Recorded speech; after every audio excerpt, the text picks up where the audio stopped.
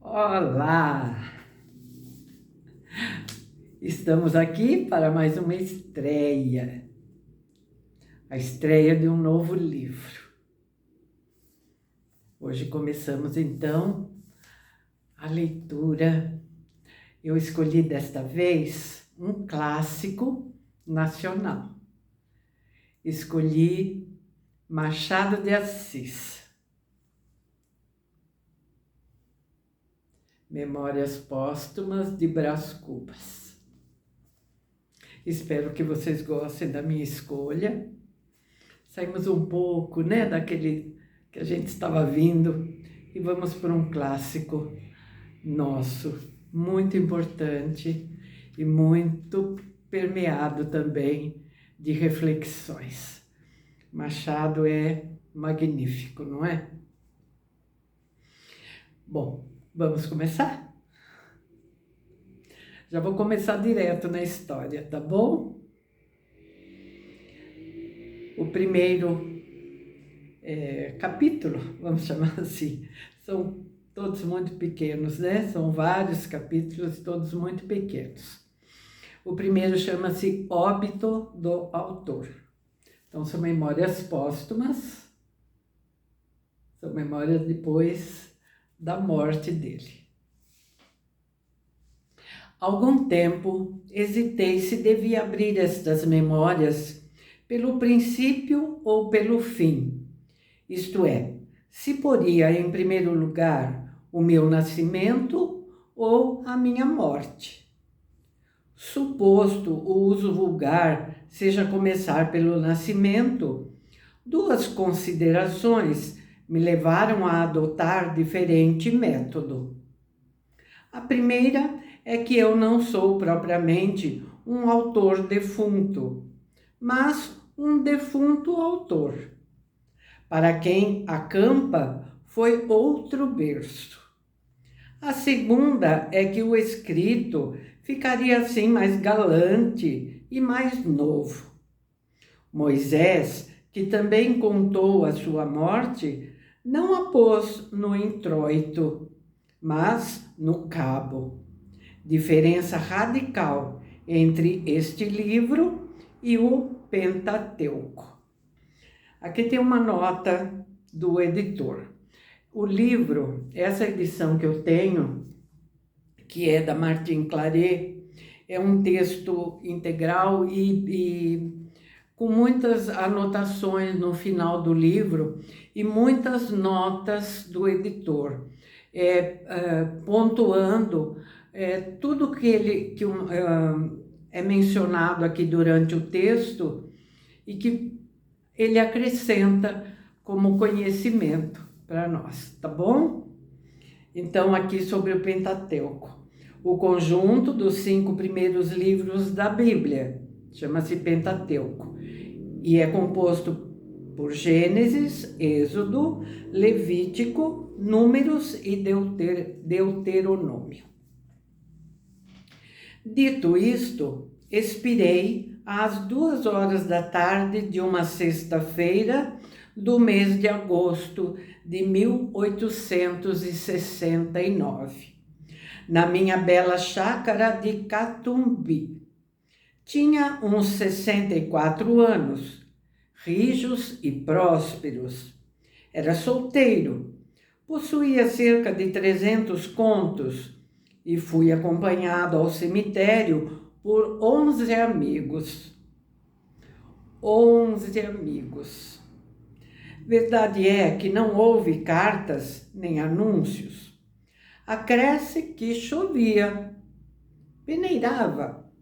Uma chuvinha miúda, triste, constante, tão constante e tão triste que levou um daqueles fiéis da última hora a intercalar esta engenhosa ideia no discurso que proferiu à beira da minha cova. Abre aspas. Vós que o conhecestes, meus senhores, vós podeis dizer comigo que a natureza parece estar chorando a perda irreparável de um dos mais belos caráteres que tem honrado a humanidade. este ar sombrio, estas gotas do céu, aquelas nuvens escuras que cobrem o azul como um crepe funéreo. Tudo isso é a dor crua e má que lhe rói a natureza, as mais íntimas entranhas. Tudo isso é um sublime louvor ao nosso ilustre finado. Fecha aspas. Bom e fiel amigo. Não me arrependo das 20 apólices que lhe deixei. E foi assim que cheguei à cláusula dos meus dias. Foi assim que me encaminhei para o Undiscovered Country de Hamlet. Vamos à nota do editor. Undiscovered Country, traduzindo Reino Desconhecido, ou Reino da Morte, mencionado pelo personagem principal da peça Hamlet, do poeta e teatrólogo inglês William Shakespeare. Inclusive dá as datas de nascimento e morte de Shakespeare, 1564, 1616. Seguindo então, foi assim que me encaminhei para Undiscovered Country de Hamlet, sem as ânsias nem as dúvidas do moço príncipe, mas pausado e trôpego, como quem se retira tarde do espetáculo. Tarde e aborrecido. Viram-me ir umas 9 ou 10 pessoas, entre elas 3 senhoras. Minha irmã Sabina, casada com o Coutrin, a filha, um lírio do vale, e tenham paciência. Daqui a pouco lhes direi quem era a terceira senhora. Contentem-se mais do que as parentas. Troquei a linha aqui. Contentem-se de saber que essa anônima, ainda que não parenta, padeceu mais do que as parentas. É verdade, padeceu mais. Não digo que se carpisse, não digo que se deixasse rolar pelo chão, convulsa. Nem o meu óbito era coisa altamente dramática. Um solteirão que expira aos 64 anos não parece que reúne em si todos os elementos de uma tragédia. E dado que sim, o que menos convinha a essa anônima era aparentá-lo.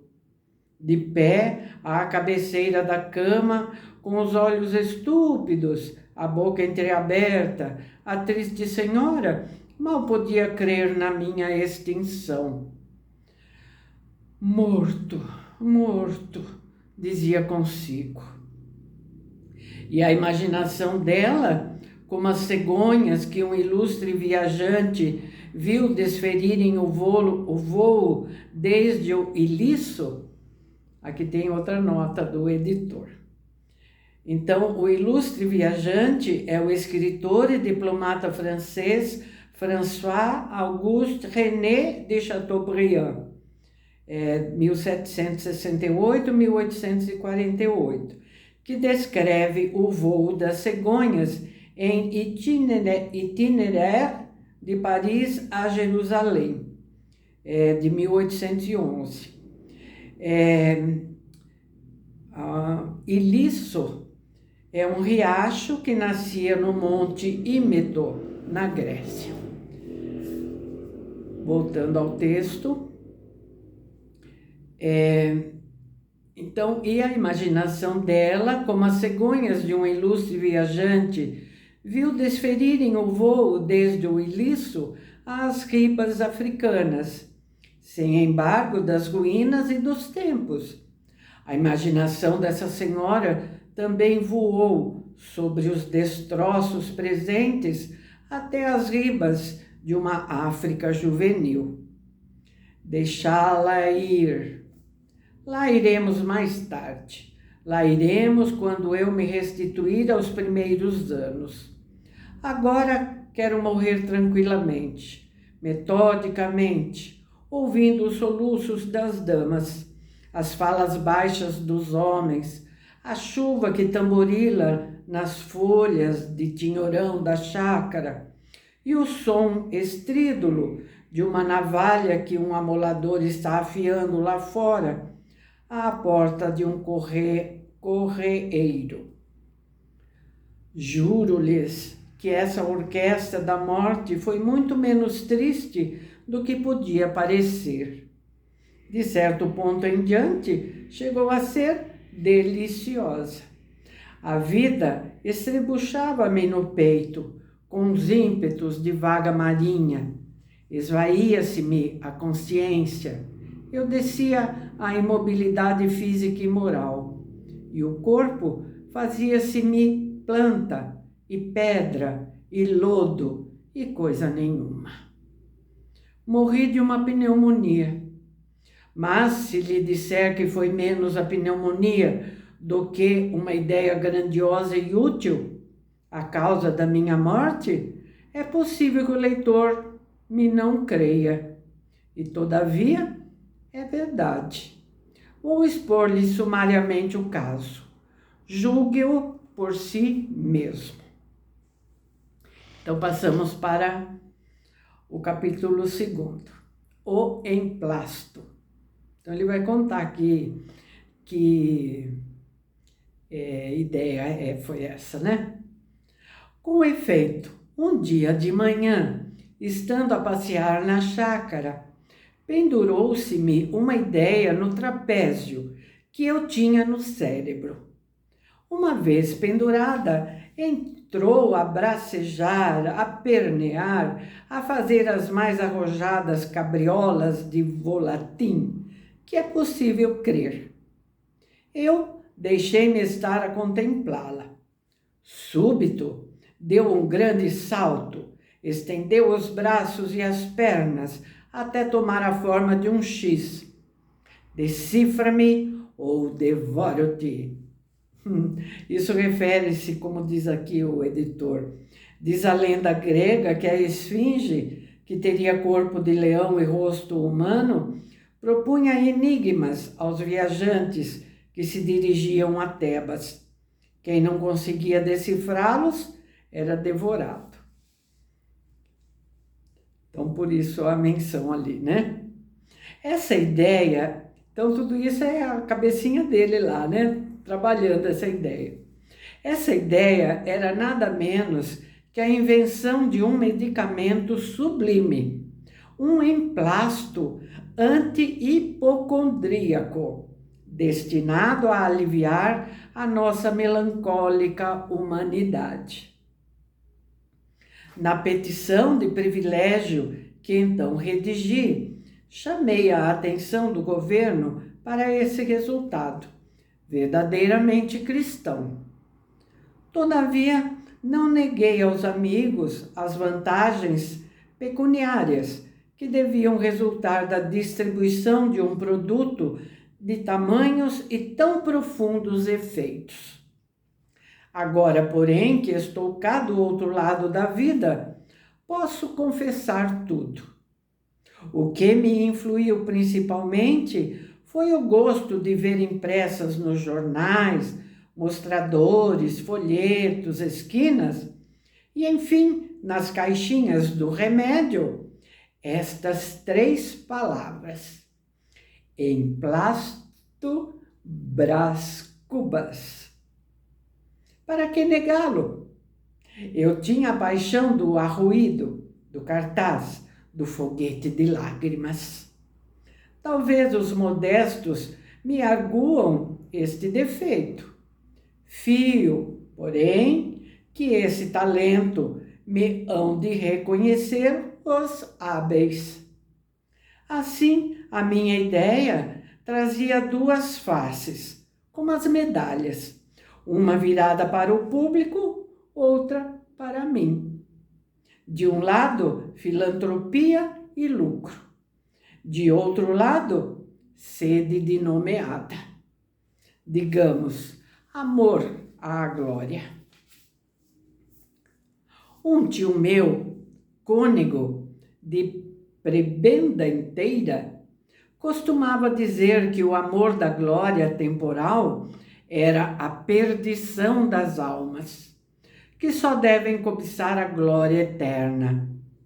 Ao que retorquia outro tio, oficial de um dos antigos terços de infantaria, que o amor da glória era a coisa mais verdadeiramente humana que há no homem, e, conseguintemente, a sua mais genuína feição. Decida o leitor entre o militar e o cônego. Eu volto ao emplastro. Então, é o terceiro capítulo. Genealogia.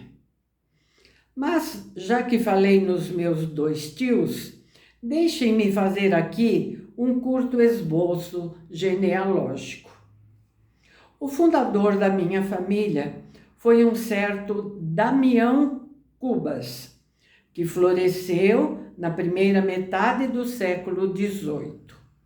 Era tanoeiro de ofício, natural do Rio de Janeiro, onde teria morrido na penúria e na obscuridade, se somente exercesse a tanoaria. Mas não, fez-se lavrador, plantou, colheu, permutou o seu produto por boas e honradas patacas, até que morreu, deixando grosso cabedal a um filho, o licenciado Luiz Cubas. Neste rapaz é que verdadeiramente começa a série de meus avós.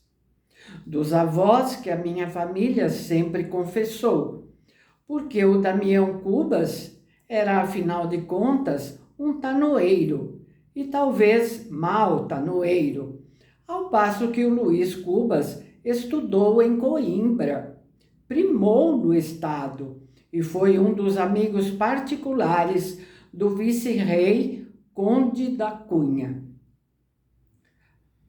Nota do editor. Dom Antônio Álvares da Cunha, 1791. Foi governador de Angola, de 1753 a 1758, e vice-rei do Brasil, 1763 a 1767. Como este apelido de Cubas lhe cheirasse excessivamente a tanoaria, alegava meu pai, bisneto de Damião, que o dito apelido fora dado a um cavaleiro, herói nas jornadas da África, em prêmio da façanha que praticou, arrebatando 300 cubas aos mouros. Meu pai era homem de imaginação. Escapou à tanoaria nas asas de um calembour. Calembour é uma palavra francesa que quer dizer trocadilho, que também é aportuguesada como calembour. Ali está escrito em francês, tá? Calembour. Era um bom caráter, meu pai, varão digno e leal, como poucos. Tinha, é verdade, uns fumos de pacholice. Mas quem não é um pouco pachola neste mundo? Releva notar que ele não recorreu à inventiva, senão depois de experimentar a falsificação. Primeiramente, entroncou-se na família daquele meu famoso homônimo, o capitão Mor, Brás Cubas, que fundou a vila de São Vicente. Aqui tem uma observação importante. Na realidade, Brás Cubas, 1507-1592, fundou em 1543 o povoado que deu origem à cidade de Santos, em São Paulo. A atual cidade de São Vicente, em São Paulo também, foi fundada por Martim Afonso de Souza. 1500 a 1571, em 1531. Então, o meu famoso homônimo, o capitão Mor Brás Cubas, que fundou a vila de São Vicente, na realidade fundou o que é hoje a cidade de Santos, né? Onde morreu em 1592. E por esse motivo é que me deu o nome de Brás. Opôs-se-lhe, porém, a família do capitão Mor, e foi então que ele imaginou as 300 cubas mouriscas. Aqui no caso, seria o dinheiro, né, dessa transação aí. Vivem ainda alguns membros de minha família.